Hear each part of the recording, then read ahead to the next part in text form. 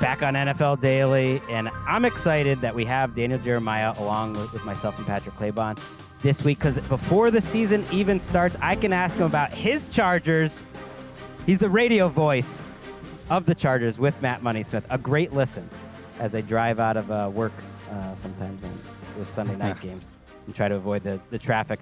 I was actually surprised how many people like myself fell for it again and picked the Chargers to make the playoffs. I thought people were going to be so down on the Chargers after this preseason because they had some injury concerns that now look like it's okay. Justin Herbert's all systems go. Joey Bosa's all systems go. They are favored by 3 points this week in the opener over the Vegas Raiders. Are we falling for it again? And just this whole new generation with Jim Harbaugh, like, what are you feeling as Mr. Charger? Well, I think there's more anticipation for this opener than any of the previous ones. So this will be my 7th year doing it. Money's done it for 8, and he was in agreement with me on this one that I feel like we know less about this team than any of the other previous ones. Now, the takes might have been right or wrong in previous years, but there were a lot of established opinions. This year, we don't know. Mine were almost all wrong. The Chargers did me wrong. But I think when you're looking at Jim Harbaugh right here on the screen, things that are undeniable are the fact that it is buttoned up, it is disciplined, they are going to be physical. The offensive line, I think, is the best that it's been in the years that I've been doing it there. Joe Alt, I mean, you talk about a baptism now. When you go out there week 1 and you're going to be looking at Max Crosby, and then you're going to be probably see some games they're going to be run, and all of a sudden here's Christian Wilkins. Like, that's not an easy introduction to the NFL. But with him and Slater, they're really good at tackle. Zion Johnson's had a really good camp and is poised to have kind of a breakout year. So I think the offensive line is going to be good. I don't know how the running back share is going to be divvied up. That's probably the most popular question I get between Gus and JK, what that's going to look like. Defensively with the Chargers, I'm a big fan of Jesse Minter and everything I've seen from him and what he's done at the collegiate level. And I've seen it with McDonald's defense, the same one in Baltimore that we're going to see in Seattle this year. It's the in vogue defense that they're running. They've got edge rushers. I think Tui Pelotu is one that people kind of need to get comfortable being kind of a name brand player to go along with Mack and Bosa. What I'm getting at is they have a lot of talent. They really do. The question mark's the receiver room. TBD. I think it's Josh Palmer and Ladd McConkey. Between those two, who's going to be their top guy? But you can make an argument that there's, they don't have a one with Keenan and Mike gone. So that's TBD. Don't know what that's going to look like. And then I think on the other side, in the secondary, is still a question mark outside at corner. Like, how does this group come together? I think Asante Samuel in this scheme is a really good fit to get his hands on some footballs.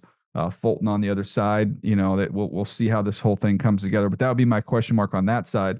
So in this particular game, I don't know that the Raiders offensively are as equipped to take advantage of maybe the question marks or the vulnerabilities. And I say that having attended a 63-point thrashing on a Thursday night last year in Vegas. That was rough. But I'm curious to see what that looks like for the Raiders. If Brock Bowers, as we're recording this, I don't know if we have any updates on. He's at practice. It sounds like he's going to play. He's expected to play.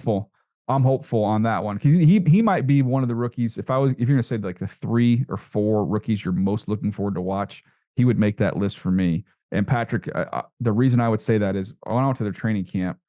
The observation I made was if you took Brock Bowers and you put him in a 84 jersey and mixed him in with the wide receivers, right? And you said there's a tight end there. Who is it? You wouldn't know. And if you put a 24 on him and you put him in the backfield and actually played him at running back, he wouldn't look out of place there either. And not just because because you got Dylan Lobby, so that gives you 2 white guys in the backfield there. So he you wouldn't know which one did not belong in there. But that's the type of athlete I think he is, and I think that's going to be a major weapon for the Raiders. So that's kind of a word salad way of saying I don't know exactly what we're going to see from the Chargers.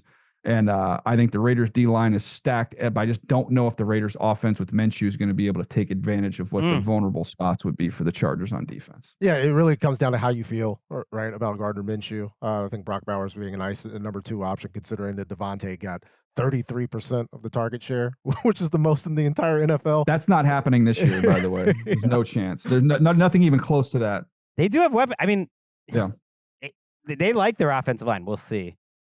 But Trey But Tucker, are you going to cut Minshew loose? Like that's my thing. Is it okay? This team has a chance to have a top 5 defense, Right. So, and you got a defensive head coach in Antonio Pierce. Do you think that he's going to say, "Hey, Gardner, like just let's go jean shorts and let's just freaking go out there and let it rip"? Like, there's no way, dude. It's going to be a let's not turn the ball over. Let's be careful. We went with the veteran over the younger player for that very reason.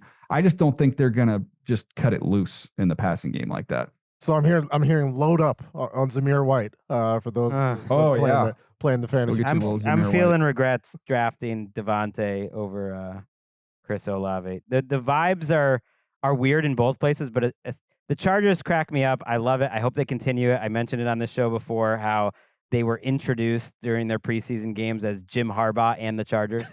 It's now like he's the lead singer and they're all of his backup band. So I want to see if that continues. You can tell me you'll be in the stadium for the regular season. The Raiders really believe their defenses will be special. We'll see if Antonio Pierce can keep that magic going. They're great up front. It'll be a great test for that offensive line. Absolutely. But man, they do have weapons on offense with Michael Mayer. Everyone said had a great camp, which you often see tight ends really improve like quarterbacks from year 1 to year 2. Yeah, looking forward to seeing just how they, again, Minshew led, go through that in the Chargers run game. One of the bottom 5 in the NFL. I have to think Greg Roman and Harbaugh in the backs kind of fix that. Oh yeah, speaking, by the way, before we move on, of white guys in the backfield, 300-pound fullback Scott Matlock making his debut for the Chargers, former defensive lineman. That's going to be fun. Him in front of J.K. Dobbins might be my favorite backfield because I love J.K. Dobbins. He was a guest on this show, and I think he's going to have a monster year and is a fun guy to watch. Heck yeah, welcome back. Oh, J.K. Dobbins. Have you seen his hair, Patrick? No. What, we talking Matlock? Oh, yeah. Matlock, you mean? Yeah. It's like, it's I'm already. He's like 300 pounds. I like to give money lines. I'll give money lines to use in the game, which he's never used one of them. But I'll be like, dude, this could be it. This could be your like staple call here. So like I was thinking Matlock, if he scores, play action in the flat, we hand him the ball. Look, you see his picture right now, Patrick? Yeah. What if you just went O'Doyle rules? Bam. That's your line. Bam. Crush it. Perfect. It's perfect. Yeah. No context necessary. A call specifically for people of a certain age, and we love that.